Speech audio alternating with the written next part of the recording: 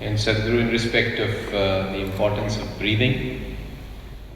Oh, you must breathe, believe me. What can I say? If you turn on your TV, there is Zumba and there is insanity. Yes, it is insanity, I can understand. You know this thing, what I'm talking about? These are all exercise systems today, going crazy, viral on the televisions and other places. In the yogic system, we found out in what state of breathing the cellular rejuvenation happens at its highest. If you breathe in a certain way, your cellular rejuvenation will be highest. I don't know if I should… This is a quackery, a little bit of quackery, but you know, so about 2 years ago, I happened to be in Germany. This is a qualified doctor who's turned into alternative systems, and a friend took me there and I just happened to go there, and there was a big storm, we couldn't get away from him. There was a snowstorm, so I had to stay with him for the night, and he said he wants to check my cellular age. I walked into his laboratory, all kinds of weird machines and computers and stuff, stacked up computers. I said, I don't want anything checked, I'm fine. But he said, no, we have to check you. And he checked, I don't know what it is, he took my blood samples, he had this, that and everything, and he put me on all kinds of machines and he said, my cellular age is 25. I said, well, I feel that way. I don't know about myself, at least I feel that way. And now, for example, the basic practice we are teaching as a part of inner engineering, the Shambhavi Mahamudra.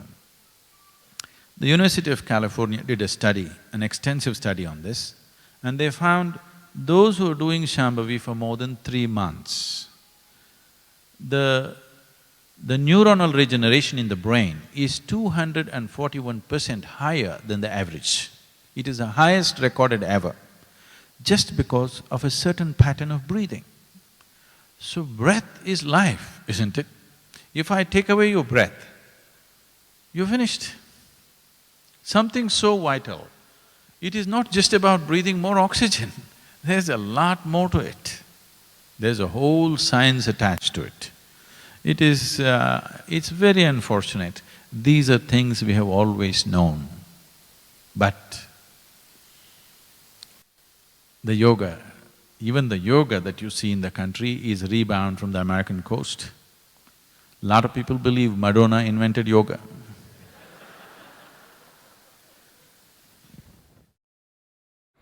We'll let them believe that. Sadhguru, you just referred to other dimensions of awareness. We know a gross body a little bit, not a lot. And there are subtle bodies which probably we also carry. Do the subtle bodies or whatever happens in those bodies impact the health of the physical body as well? In the yogic system, I'm saying in the yogic system, not in yoga. In yoga there are more aspects to it. In the system that's been written down, we talk about 5 layers of body, 5 sheets of body. These are called Annamaya Kosha, Manomaya Kosha, Pranamaya Kosha, Vijnanamaya Kosha and Anandamaya Kosha. Anna means the food that you've eaten. The physical body that you carry is just a heap of food, what you've eaten, or it's a piece of this planet. It is taking on this kind of form because of a certain software which is already within you. You can call it genetics, you can call it karmic, you can call it so many things, but essentially it's information. A certain memory shapes this particular body in a particular way. Why eating the same potato, your nose became like this and somebody's nose became like that, is simply because of the type of information that's embedded in that person. Fortunately, if you eat a potato, your nose will not take that shape. You know, it's a good thing, because there's other information which is giving shape to these things. So physical body is essentially an accumulation of food. We never refer to the mind as mind.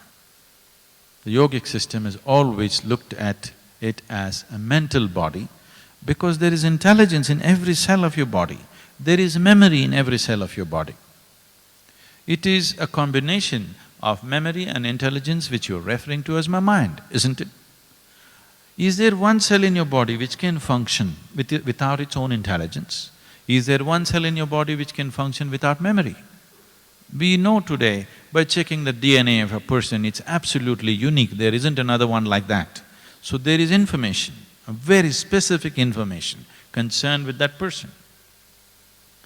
Now, this information can be altered, can be evolved, can be made use of. Information does not mean it is a deciding factor. Information means it is an enabling factor, isn't it? But because people have lost the ability to enable their information into a new possibility, it has become a deciding factor now. So whatever your genetics are, whatever your karmic information is, this is information. If you know how to use it, it has a phenomenal possibility. If you do not know how to use it, it becomes a static cycle, creating itself in a certain way. So this is your hardware, that is your software, but these two things cannot do anything by themselves unless you plug it into quality power. So the third layer of the body is pranamaya kosha. This is the energy body. These three are physical in nature. When I say physical in nature, it is very clear that this light bulb is physical.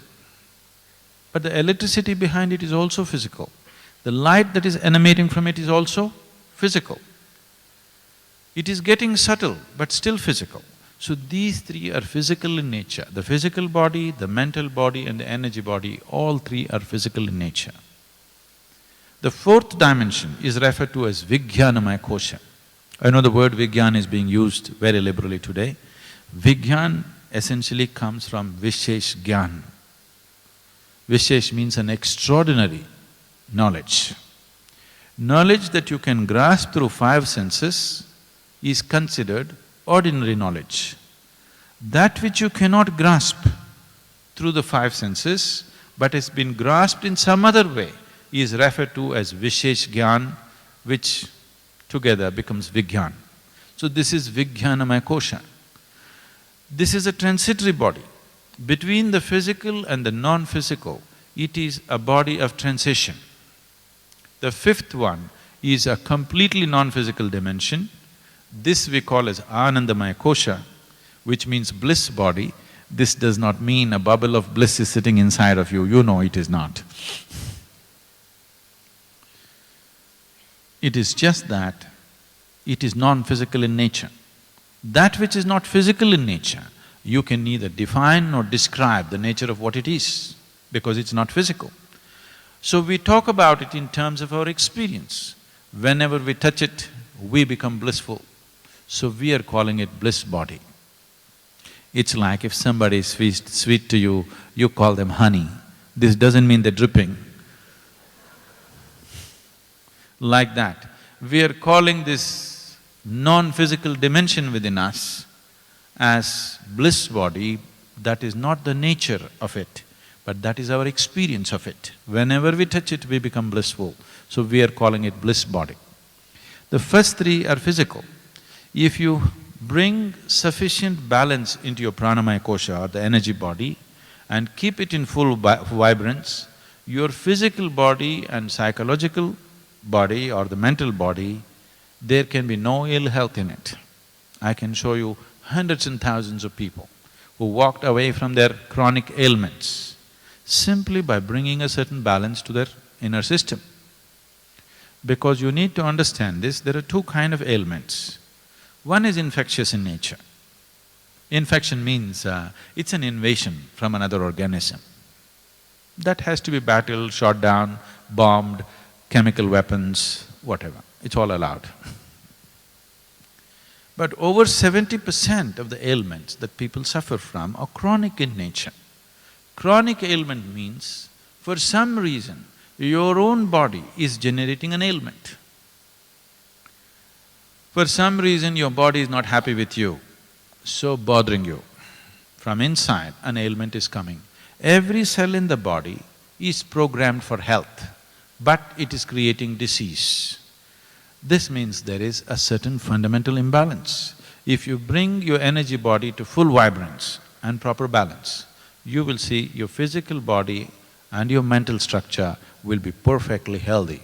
I can show this to you in terms of hundreds and thousands of people who walked out of their ailments. This is not a cure, this is not a miracle, this is just a realignment of your system. Little, if you set it on a better platform, it functions better.